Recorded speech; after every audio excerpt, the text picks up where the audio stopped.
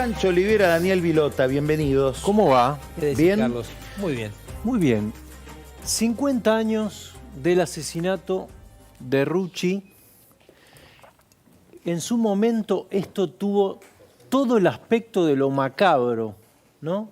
Se produce 48 horas después de que Perón gana por el 62% de los votos, en democracia, con la sociedad encaminada a resolver sus problemas, y aparece esto, irrumpe en escena y cambia de alguna manera al peronismo y la historia.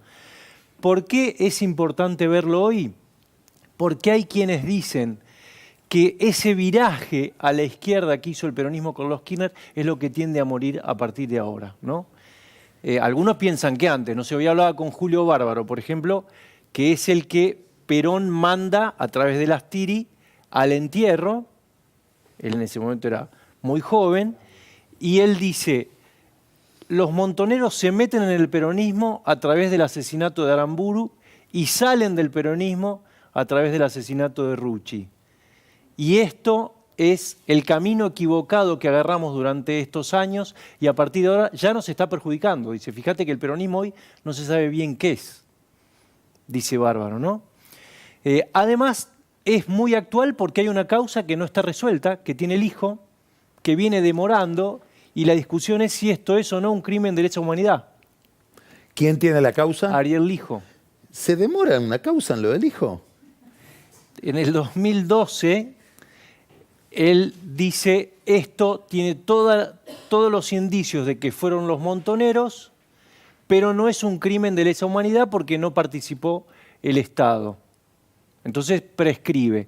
La Cámara Federal le dice, no, hay todavía pruebas que seguramente tienen que entrar, le ordena reabrir, y desde entonces, pasaron 11 años, no se mueve, ¿no? Está la familia de Rucci. Esperando que el juez Lijo se despierte. Esperando. ¿Por qué cambia la historia? Porque quienes conocieron a Perón, esto está en el libro de Abal Medina, muy interesante, dicen que lo golpeó como ninguna otra cosa. Que incluso se lo vio llorar por primera vez en público, dijo, es como si me hubieran matado un hijo. Me cortaron las patas, dijo. Mirá qué interesante la frase después que toma Maradona, probablemente en Estados Unidos. Inconscientemente. Decía Abal Medina que tuvo ataques de odio Perón después de esto. Y Conocer a Perón se llama el libro. Conocer a Perón. Son los recuerdos de Abal Medina sobre todo el proceso del retorno de Perón. Claro, y también cambia la actitud que tenía Perón, que hasta ahí había sido ambiguo, y tiene una determinación de ir más hacia la derecha. Hay quienes, por ejemplo el Tata Joffre, en otro libro muy interesante, que él dice, en realidad el viraje de Perón ya había empezado en enero de ese año, 1973, cuando él empieza a tener contactos con la CIA. El gobierno de Estados Unidos pedía que la Argentina resolviera en medio de la Guerra Fría la situación de la guerrilla, ¿no? Entonces, eso es lo que ya se venía. Bueno, ahí lo tenés a Perón con Rucci. Y ahí estamos viendo la CGT. El momento, claro, el momento del... El funeral de Rucci.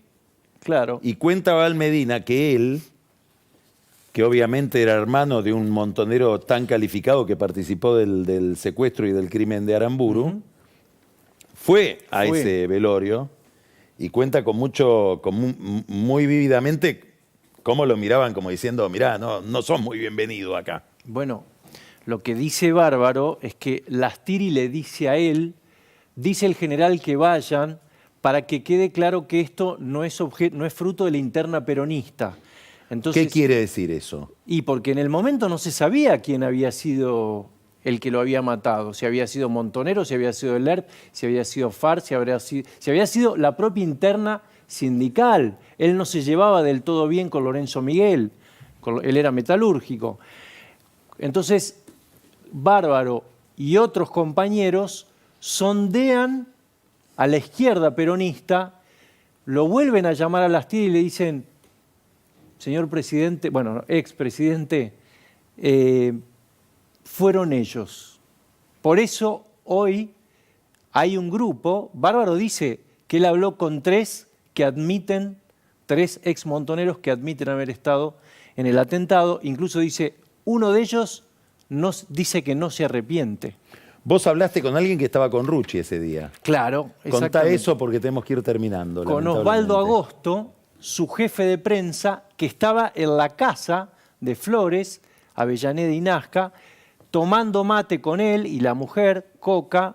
En ese momento Rucci había preparado un mensaje para dar en Canal 13, antes de una entrevista con Sergio Villarroel, y era un mensaje pacificador, una etapa nueva que se venía del peronismo. Le dice, bueno, vamos yendo. Él quería ir en el auto, ahí lo tenés, él quería ir en el auto con él y le dice, Rucci, no, anda mejor en el auto de adelante. Cuando va a abrir la puerta, escucha los disparos y después todo lo que se supo, ¿no? Además, en el momento, por ejemplo, los hijos de Rucci vienen del colegio y ven todo ese revuelo. Claudia Rucci la llevan a la casa de unos amigos y se entera por televisión. Bueno, todo esto está... Todavía hay un montón de cosas de la causa que no están y seguramente el próximo gobierno va a ser protagonista de algunas respuestas, por lo menos, de esto que no se dio. Acá los tenés, mirá los chicos. Qué historia sobre la situación de la justicia en la Argentina, ¿no? 50 años del asesinato de Rucci, nadie pudo resolver todavía cómo fueron los hechos. Exactamente. Recomendado. Gracias, la mejor investigación de esto, Seferino Reato, sí, Operación Traviata. Muy bien. Gracias, Pancho. Chocolate. A ver. ¿Te acercás a Carlos? Es amargo. Si vamos a hablar del dulce en la legislatura... Chocolate amargo. Claro, ahí tenés una barrita, Carlos, para mientras vamos hablando de esto. ¿Me dejás primero pasar una breve? Porque reapareció en su ciudad natal, Necochea. Me la voy a comer con el whisky después. Perfecto. No sé si hay bananas hoy para los gorilas. Reapareció en Necochea, que es su ciudad natal, Eduardo Freiler. No sé si va a aparecer el afiche. Dio una charla... Esto fue el 15 de septiembre. El ex juez Freiler. El ex juez Freiler, camarista federal, destituido por enriquecimiento ilícito en el 2017. Bueno, una causa... Ahí lo tenemos, mira. Derecho y soberanía, agroexportación y puerto. Con Pedro Peretti, que es el expresidente de la Federación Agraria Argentina. ¿En Quequén? En Puerto de Quequén lo organiza esto el presidente del Puerto Quequén, que es Jorge El Pampa Álvaro, un diputado, exdiputado nacional por Mendoza, muy amigo de Cristina Fernández de Kirchner y hoy muy vinculado a Axel Kicillof. ¿Te acordás que cuando lo destituyen a Freiler es uno de los patrimonios más grandes de Comodoro Pi? Lo que no se sabía es que era dueño de un balneario en Necochea. Palmeras del Este, en apariencias a medias con, nunca tan bien citado, Alfredo Freddy Lijo. Algún día, Carlos, nos tenemos que ocupar de la fascinación... Alfredo Lijo, que dice, yo soy el hombre de mi ley en la justicia, para terminar con la casta. Algún día nos tenemos que ocupar con tiempo de la fascinación del peronismo por las palmeras, pero en otro momento. Ahora, peronismo y palmeras. Peronismo y palmeras. Ahora vamos a ocuparnos de Chocolate Rigo. Hiciste una introducción que nos evita tener que hacer una cronología. Aquí lo importante es el fallo de la Sala 3 de la Cámara de Apelaciones y Garantías de La Plata, que accede a darle el habeas corpus que pide la defensa por Rigo. Esto es con los votos de Alejandro Villordo y Juan Benavides, y voto en disidencia Fernando Mateo. El voto de Mateo es interesante porque creo que ahí está el nudo de los argumentos de todos quienes vayan a pedir el juicio político de estos dos camaristas.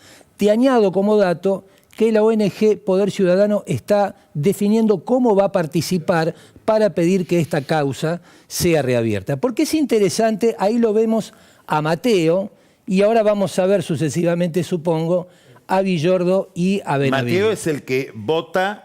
En contra de la anulación de la causa. Exactamente, es el señor de traje azul al fondo de la imagen. Ese es Fernando Mateo, ¿no? Fernando Mateo. Y ahora cuando aparezcan los otros te los voy contando. ¿Qué es lo que dice Mateos? Porque el defensor de Rigó, que se llama Pedro Gastón, ahí en el centro con una copa en la mano y sin corbata, está Alejandro Villordo.